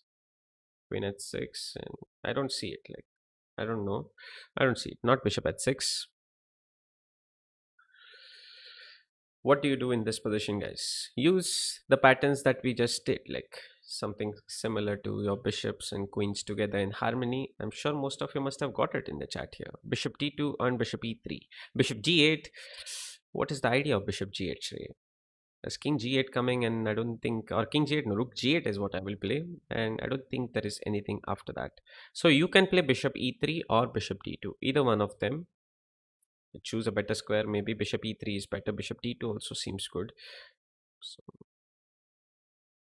I think bishop d2 may be even better. But okay, whatever it is, like bishop e3 maybe. Okay, if I'm too desperate, I might give away a piece here. Bishop f3, bishop d2 keeps that bishop from exchanging also. But that's not important. You finally won material, and the queen goes back. You execute a simple tactic here, which finishes the game. Supplement your positional benefits and lead initiative with finally. It's in the T. And the T tactics goes with, okay, must have got it right. Shall I play it? Rook into g7, king g7, and queen h6. And we have everything under control, and suddenly the king has no square to go. So that's why I was worried. There are always these tactics, and I know these patterns, they are always up in the air here. And that's why I want to try to simplify the position, look at simple ways to deal, and not play like Engine who suggests f5 in the position here. f5 is Engine's best move, but I cannot clearly think of f5. And there are so many things I'm worried. I'm putting my queen on d6 here. Like, it's odd and it's not natural, and there are some tactics still which I have to worry about, which probably I have to think of a lot of different things here which I'll be doing. I don't want to do that, and I go for knight f3. Again, you don't unnecessarily do knight f3 kind of things, but I know this position, like after rook f3 I went with queen g5. That's forced, right? I forced the exchange. You cannot move back. I just win a piece. So rook f3, queen g5, queen g5, edge g5. Now I have doubled my pawns. I've exchanged the queens though, so the attack is nearly over, and I have a pair of bishops to play with. The important point is, if this position was just going like this and I played f6, I would be winning anyways. Like, there is nothing for white here because I'm a pawn up finally. So he has to capture that pawn back, and unfortunately he cannot capture with the bishop because black has a very simple g4 here. The rook has to move and rook into f7. Okay, this is winning a piece. But white played rook into f7, and can anybody tell me what I did here in this position again? This was also, I prepared this, I had thought of this much before, and it's important to execute or play this move. Maybe black could have played simple also, but what is black's next move in the position after rook into f7? What do you think? I don't think I would advise anybody to play like Stockfish. If people could play like Stockfish, I'm sure we would have seen people beating Stockfish. Maybe Alpha Zero is a different, like a slightly different story. Yes, exactly, and that's the move. I think some people have got it in the chat here. D5 is the move, but you have to also understand that even if I played D6 right here, basically a simple chess, I still maintain a very good edge with just a simple positional edge with my bishops. Some weak points here on F2, and that is all I'm going to exploit in this position. So I understood that I can transfer into a position like this, which is just simple. It's easy to play, and I don't have to get mated. So I played d5 here, which is a tactical resource, of course. Rook into f8 and then bishop h3, and all my pieces are out. All these pieces are not really being that useful. That is what I capitalized on. Again, the king could have gone here, but then rook into f8, and he cannot really defend this very easily. And also, I can probably use some mating ideas also here, some windmill, something might come along the way. I don't know the exact, maybe we can just play simple chess also. Let's play rook f4, and I should win the pawn at the very least. And I have some dangerous mating threats and ideas there with rook g4. So he played king e1, clearly keeping the king towards the right side. Rook into f8. Again, if he plays ed5 kind of things, rook into f2 is completely crashing through. Not good enough. So he played knight d1. Now again, I have to be very careful here and not really go for this. That is not what I'm looking for here. I am not going to give my bishop away and allow opposite color bishops, but that is the next stage. That will do more of endgame, but we'll see how I played it out. D into e4, d into e4, rook f4. And you can see that I'm completely dominating all his pieces. My activity is good, and I don't have to get into too many complications. Simple chess. Transferred this position from, like, let's say I was having a pawn up. The material is equal, but white is just struggling, right? He's probably going to lose the pawn anyways, and I'm going to win it pretty easily also without too much tension on the board. Rook g4. Now this was a little bit of finesse and accuracy rather than going here. And why did I do that? I'll explain it to you again. Rook into e4. What is happening? He gets some ideas of his own. And Stanley did the right thing. Okay, this is the way you should play as white. Not like try to defend this pawn. Not like play too passively. Knight d1 was necessary. It was passive necessary. This pawn like will allow my rook to just dominate. But this pawn is not necessary. He gives away the pawn, but he activates some ideas and some tactical resources, and suddenly white is better here. So he's trying to use his resources to his benefit, and he played well. We tried to play well, but then I was also playing well, so I played rook g4. Yes. My roommate is a grandmaster. He was my roommate, and he's a grandmaster now. So yeah, of course, he's a very strong player. Rook g4, and you must have heard of this thing called Trikistani, right? So b4. He's trying to get something going quickly rather than play passive. So that is one thing we can take from him. He's trying to go and try to open up on this side. Tried his best, but it did not work out. I played very well here, restricting all his pieces and mobility. I was also quite happy with the game. Bishop b3, bishop g4. Not rushing into anything, not rushing for the pawn. Not the idea. He's planning a4. I want to keep him as restricted as possible and make his life difficult here. King d2, bishop f3. I can capture this pawn, but I'm completely restricting him. a4, bishop into f2. Finally took that pawn. 18 to b5, holding everything on this side together. And one more thing, a common idea here is to play a6. The point is that here comes his rook gets activated. Once I did this, right, his rook is also not really coming into the game, at least not fast enough. Like rook a5, I played bishop e1, and I found a nice thing here, which is after king e3, I played g4, rook into b5. And here I want you to find there are many ways that black can win here, but I found a nice one which immediately finished the game here, which you can also tell me if you found it. Of course, now finally we cannot just keep playing positionally and defend everything. We have to use some tactical ideas also. I think there were many ways to possibly win this. The worst one would be very easy to decide. Bishop into d1 is the worst one here. That will be the worst thing to do. You don't want to allow opposite color bishops and give your opponent some hope. Hope is a good thing. So hope is not something I wanted to give Stani here, because I know he's a very strong player and I cannot give him any hope here. What is the move that I will play as black here in this position? I found, in fact, the best move, I think. And it is based on some patterns and ideas. And this help you once you use your tactics, use them in the game. They tend to help you in your own game also. Rook g2, rook g2, bishop d2 is not really the move here. Rook g2 trying to trap the king, yes, okay. With the idea of some bishop d2, very nice. That is also a good pattern. I think there are many ways you can win this. Anything else? Bishop c3 is not a tactical pattern. That looks like a tactical blunder, Doi. Let's not do that. Let's be a little bit more alert. That looks like a tactical tragicomedy there. So rook g2 and g3. Okay. Yes, g3 is the pattern that I played out on the board. This is very strong because surprisingly, the power of the two bishops is telling here. Sorry. And the king is like on his way to get mated here. Like, either he gives me two bishops, like two pieces, or he's getting mated. There's nothing that he can do. Either he does this, or he tries to run away, which I think I can just do this and play bishop e2, or I have rook c3 also. I think I have just too many options here. Do I have a mate? Maybe not. I should not get too desperate about a mate, but okay. I was already thinking of trying to find a mate, but it's not working. Just take here and play rook into c3, win the two bishops, play bishop e2, win the rook. It's winning in many ways. Absolutely no defense. So after g3 itself, I think he resigned, or he played at g3, and then resigned. If he plays something like this to avoid it, then I'm basically queening.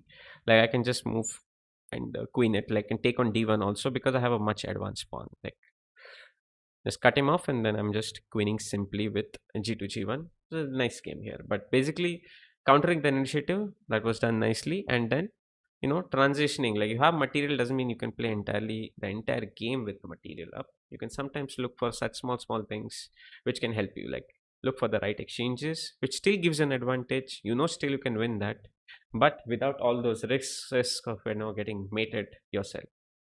And White also played correctly. He tried to do something after he got into minus position. He played correctly. He tried to give up a very nice fight here. Unfortunately, it did not work out. And yeah, I think I finished first. He finished second, I think, in the tournament. It was a good trip for both of us. We were roommates. And yes, G3 was a picturesque finish. Anyways, I think we'll move to the next thing.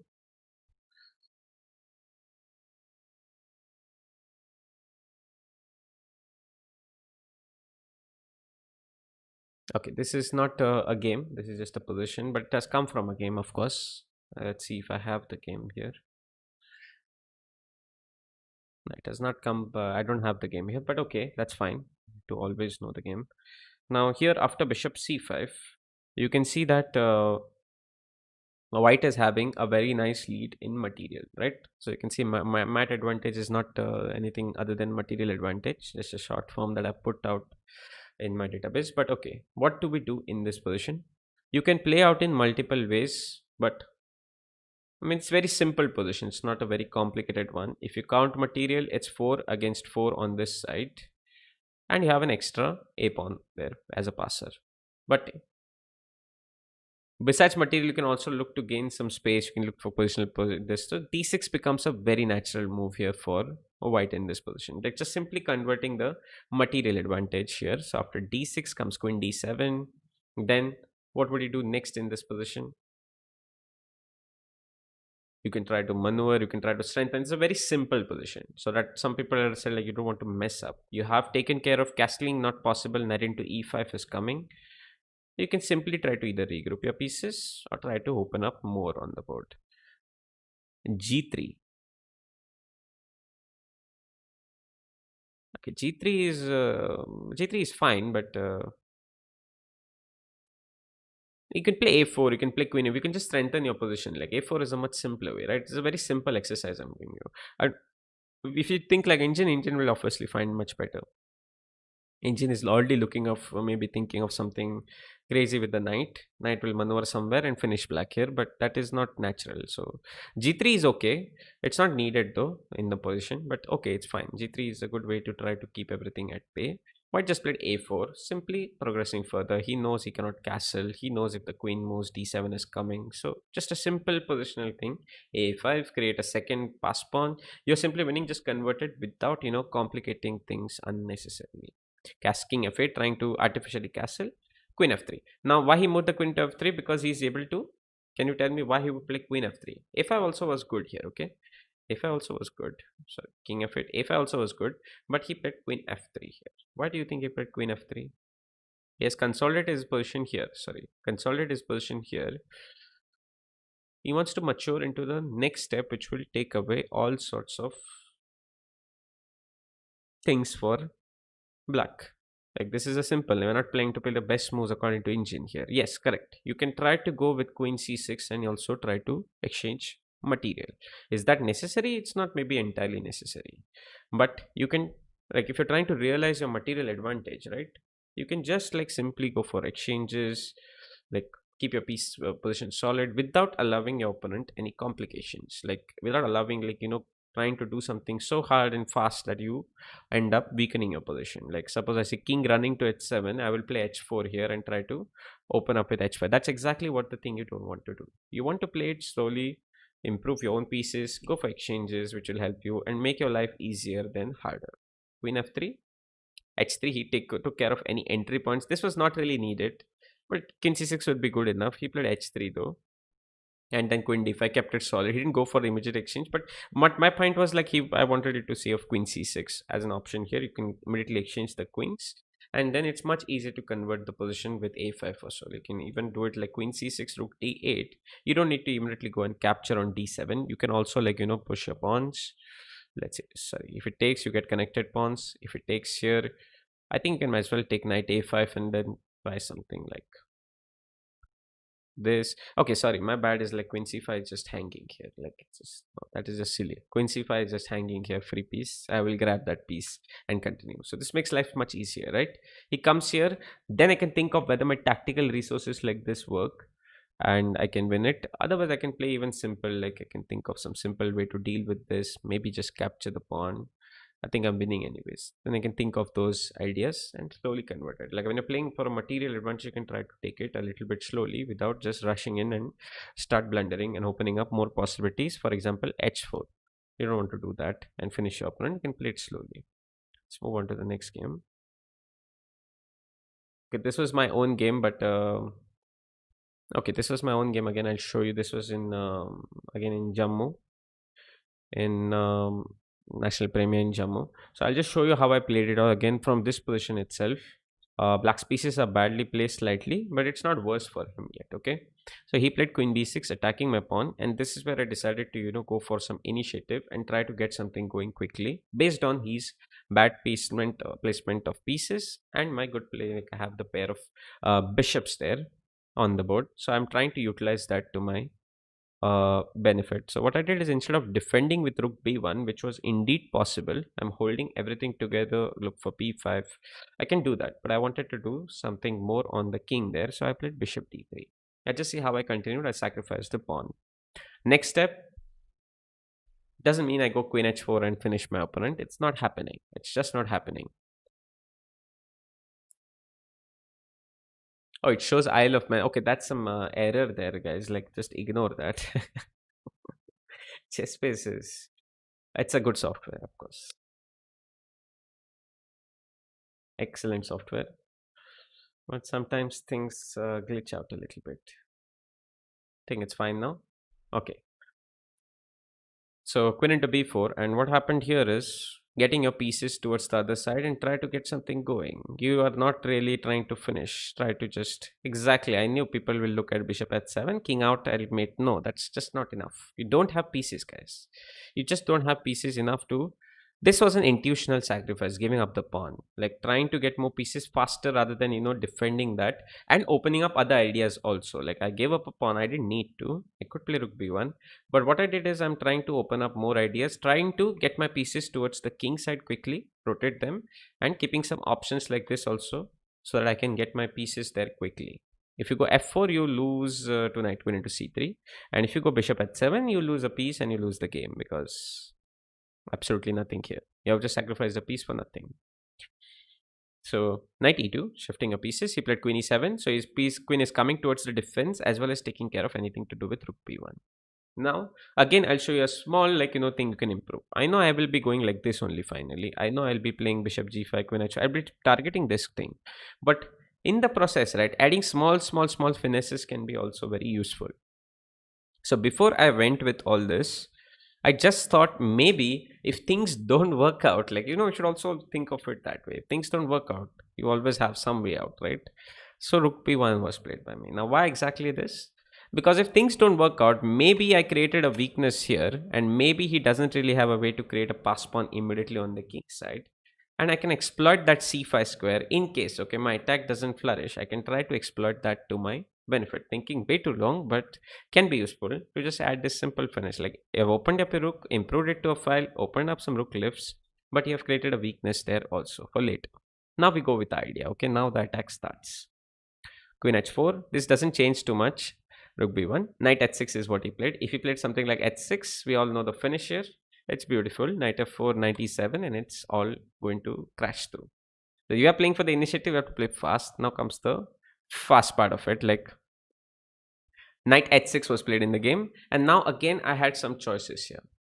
What would you do as a white here in this position? You have ef6 as a choice. You have bishop h6 destroying the piece also as a choice. How do you think you would play out as white in this position? I was thinking of both the moves, but what do you think you could do? Bishop f6 is not a good choice. Say, see, you want to keep pieces. Like, you should remember that you're a pawn down at the moment. If you play bishop f6, he's not he's not forced to capture gf6. He will capture knight f6 and queen f6. Now he's a pawn up. You have given away your dark square bishop. Probably you haven't got too much from it. And this is where at least my weakening can be a little bit tiny bit useful for me. But I don't think that is what you would want to do. Bishop h7 is too much. Like, that is a blunder, Kagan. Sorry, not this. I will just take this intermisso, and then I will lose two bishops, and I will have to resign. I don't think that is the timeline here. As you can see, I won the game, but I didn't play bishop h7. EF6 and bishop h6 is definitely the two choices here, but I was contemplating between both. I went with bishop h6 because I'll tell you two things related to this game. I had a little bit lesser time than him. Okay, I had spent a little bit extra time to figure out my plans. It is still the 23rd move in every national premier, and you have 30 minutes extra after 40 moves. But we are still having 20 moves to go, which is pretty long. I had less time, so if I start, changing and looking for plans which are like less, like ef6 was also an idea. The plan is after knight f6, I'm a pawn down, but I can try to regroup and try to utilize some things here. His knight is badly played. I can use that to my benefit. But I had less time and wanted to do something quickly, something fast. F4, bishop h6, yes, we'll come to bishop h6 and I told you why I didn't play ef6, but that will also be good, guys. So you have a nice position here. Some weaknesses. Your knight also, like you can try to take over the e5 square somehow in the future. You can try to take f4 and attack that e6 point. And since I have made a weakness here, it can be useful to, even shift my knight to c5 later. I'm a pawn down finally, but I have good play here.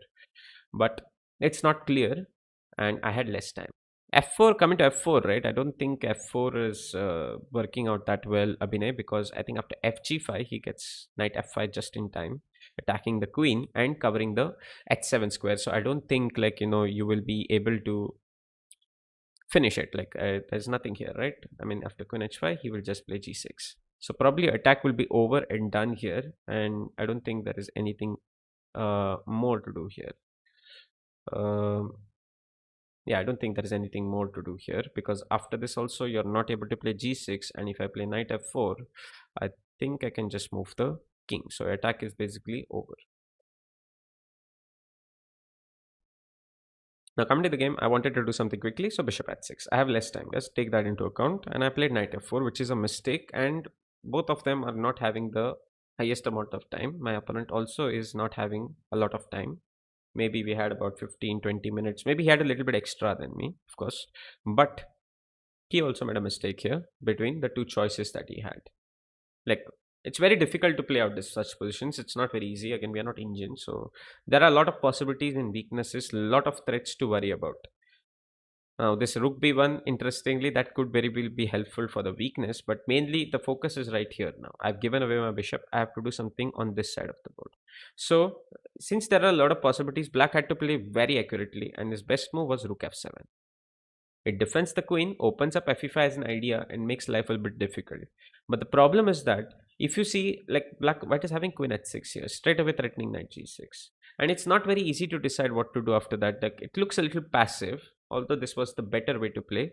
White is uh, it's not better, for it's equal, and that is engine's evolution, but the position is very dynamic, so it's hard to tell what is happening. I would say it's unclear to say what is happening. White still has a lot of tactical possibilities up his sleeve, and that's why I think black thought maybe rook belongs right here, right? It's natural, like you're taking care of g8 also, and after queen h6 the queen can also come to f7 if he feels like it. That is what he was maybe thinking, but he went wrong here.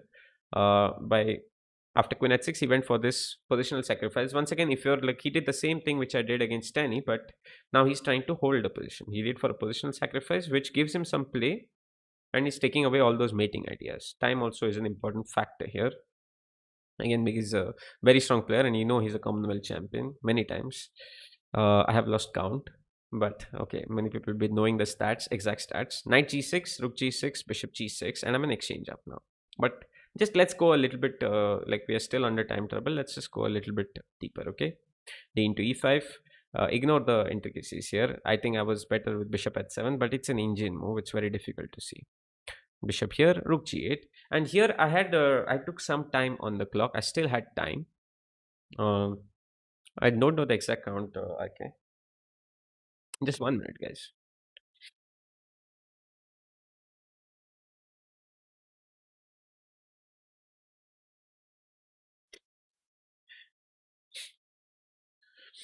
Yeah. So after rook g8, I did have a lot of I didn't have a lot of time, but I knew that, there were a lot of possibilities, and there were some ideas like knight f3 coming in, my queen not very well placed here. And yes, of course, you can do rook b4 here, but like it's complicated, right? Things can go wrong pretty immediately here in these positions. I mean, let's say rook b4 itself is a blunder here, right? I mean, like knight into d3, we just lost ourselves a piece. That's exactly the thing was in the back of my mind, and I converted and I played this move, next move, right? Which is not very easy to understand, and it looks like a blunder. And engine never suggests this move. Okay, I will explain it from my own point of view why I played this. My bishop is much stronger. I love it like here attacking this pawn, and all pawns I see are on the light squares. Okay, I see that my bishop can be very resourceful in this, even in this opposite color bishop endgame, and I played this move rook e1, which is a little shocking, giving away an exchange immediately. Looks like a blunder, but it was not blunder, it was played on purpose, and I'm trying to show you why exactly I played it, because of the understanding. Engine will never show you this move. Why I played it is because I know knight d3, cd3, I'm just completely better, because now my rook is active and I didn't waste too much time playing something else. I played rook e1, he played knight f3, of course, he has to go for it. King h1. If I go here, I was a little worried that he might even give a check and repeat, but I was not sure what I was thinking. But okay, king h1, knight into e1, rook into e1. Now, if you see the position, right, my rook has activated. My rook b1 idea, which made him play b5, now could be very useful in the endgame because he has more weaknesses there.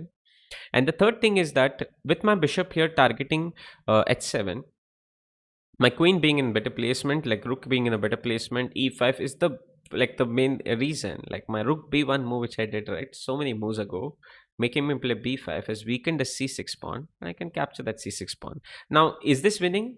It's not clear. It's still not clear. Black plays properly, but black is not an engine, right? So black plays properly, he'll be able to hold it pretty easily. But the point is that it's a difficult position for black to play. I have less to worry about. My king is safe, his king is on h8 open. I have a lot of possibilities, he has little. That is what made me give up the exchange, take out his tactical knight, and activate my rook, sacrifice it for the exchange, and try to get something going. So he did the natural thing, which is opposite color bishops, you go for the exchange. And this is where I realized that my position is much better. And the later part of the game is the end game. I'll still show it to you. But I knew that this position was better for white. And maybe it's even winning. Like it's technically, I have studied these positions. They are winning. And I knew that queen into g7, rook into g. This is a natural idea, guys. Like the engine side is playing e5 here. It's a very difficult idea to play out on the board, especially even in, you have to consider that at time, maybe in a better in a position where he was having more time, maybe would have seen a better response from Gupta, and maybe he would have played this, because I'm sure he also knows that queen g7, the position is a little bit inferior, and it'd be very difficult for black to hold. And we'll see the next part of the game. Queen into g7, I was happy. Once I could have taken queen e6, not really, because g2 is hanging, but once I exchange the queens, I know that I'm playing in a position where I'm better. I was not sure of that previous position where I could go wrong, things could go wrong. Knight could get tactical, he could set up fortresses, mating ideas, not to worry about. Here, I know that I'm better. I'm playing for a win with no risk at all. So let's see what happened next. Okay, bishop b6, he went for this, he went for the f2 pawn. Clearly, I'm not going to do this. I'm not ready for winning an extra pawn. Again, understanding is important. The pawn is useless. The pawn on b5 is useless. Like even if it's not captured, it cannot promote or do anything interesting there. So if I win extra pawn, this is the first draw. I have to keep these two connected pawns, and that's the main goal. Sorry, that's the main goal. And these are the pawns which helped me win, which I played with f4. But this important transition that I did right was not a blunder. That is what I wanted to understand. It was just to simplify the position, in the position where I know that I'm better and I can play without worrying about getting mated immediately. And he was worried about getting mated, so he exchanged the queens. Now bishop b6, f4, bishop f2. Clearly seeing this, I played g4. And now we see the potential of that rook. I should not exchange the rooks immediately until I push my pawns way ahead. I played rook c7, defending that pawn, but it's just not enough. And one more thing, one small thing I'll tell you, the c2 pawn is always a better pawn when you have like a setup like this. Wherever it is, like one pawn can do a good job of preventing an immediate pass pawn, immediate connected pass pawn. Like whenever he pushes b3, cb3, if he captures cb3, assuming that he does, he still has disconnected pawns. So this is also a benefit for me. The c2 pawn is actually helping a little bit, even though materially the position is equal. I'm completely winning now. And now you'll see one more small thing. Pushing the pawns, don't push them too much on the light squares. Try to start pushing on the dark squares. So let's see how I pushed it out. g5. And here onwards, I'm 100% sure I was winning. I took some time and calculated because we were past the 40th move on this move. Like b4 was the 40th move by black. And after that, I just pushed h5. I figured out the right winning plan. I'll show it to you. H6. Completely dominated everything there. And now I'm going to use my tactical resources. Rook b6, so that I can play rook b8 and bishop h7. Trying to win that pawn and probably the game. He played c4. I played rook b8. And after this, I had some interesting tactical this also coming up. He played b3. He's doing the right thing. He knows that passive is not good enough. He has to open up and create something on the board. Clearly, bishop e3 is not going to work. I'm queening there. So b3, c3, and he's trying to at least win my bishop in the process. And this is where I played bishop c2, not loving anything. And this needed some no, it was in between the tournament. It was in between the tournament. I was playing very well in this national premiere. I was at the top, and then somehow things went wrong. But yeah, this was in between the tournament. Rook a7, g6, and this needed some calculation. Here I had time, right? 30 minutes. So I just went for calculation, and I finished him. Like it was like good. Bishop c2 was based on that. Otherwise, I could have done some other things also. But we'll see some precise calculation coming into play here. G6, rook a2, g7. My threat is queening, but black has some resources. Okay, rook into c2, king g3. Like if I go king f3 also, I think I'm winning here, but I don't want to unnecessarily allow something with rook f1 or c2. Like okay, this will also be good actually. King f3 also would be good. The idea is the same. You allow this g8, king f3, and he resigned here itself. But if you see rook into g8, rook into g8, it's important to know that after c2 I'm getting rook c8 just in time. That was all calculated. I'm covering this square. If he had a small king on d7, I would have been messed, like things would have been messed up here. Like let's say if he had uh, a king on d7, that's c2, black is winning because both squares are covered and my rook cannot join there in time. It would have been lost. So king on e7 was important, and after rook g8, he resigned here itself. But yeah, you got the point. If it does something like this, I will not rush with h7. What will I do? What will I do? I am a simple player. I will try to keep it as simple as possible, and I will push b4 and then I will resign. Is it? Chat? Not really. I will definitely get my king closer with king e2, and yes, the king is joining in. So I think I have three separate pawns here, and I think it's safe to say that one of them is surely on its way to uh, promoting to a superior, and it should be winning for me. So that was it. I showed you one of my games, how I played it out, why exactly I sacrificed my material, why exactly, because it was a difficult position. The knight is tactical. I don't really want to face all those tactics. Was I guaranteeing myself a win? Not really. Indian will never play rook e1 here. He will always think of, oh, rook is a, I need rook a1 entry point. I need to find the best. This is not very easy to play out because in the game you have less time, you cannot think like an engine, and you're always worried about what if he gets some tactics going. I was always worried about some things like this. I have to play something like f4. Now, of course, queen f6 is coming, but let's say if I play f4, I have weakened a lot. He is still having connected pawns. So these are the things at the back of my mind, and that's why I chose the variation, which will keep me most play, keep me chance for winning, but without making it a problem, without making me vulnerable to all these tactical possibilities that black can have. Now, if he did not go for knight f3, my rook is already active, right? I will bring my rook into the game. He has to do one thing or the other. Either he gives that, takes the exchange, or he doesn't.